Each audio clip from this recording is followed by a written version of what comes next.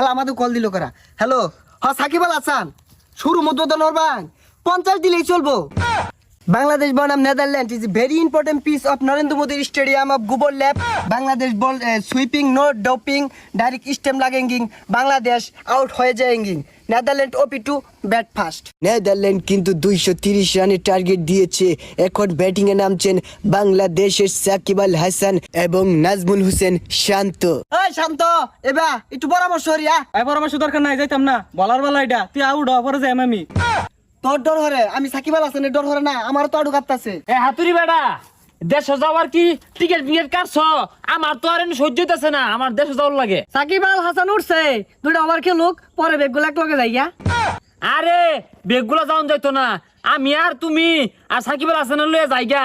ওই বাংলাদেশ সবার শুরু মুদ্রণ করার লাগে, তাড়াতাড়ি যাওয়ার লাগে অন্য। বাংলাদেশে বাঘটার টাইম আছে, সব সিরারাম বল করিয়া বাংলাদেশের অলস টাইগার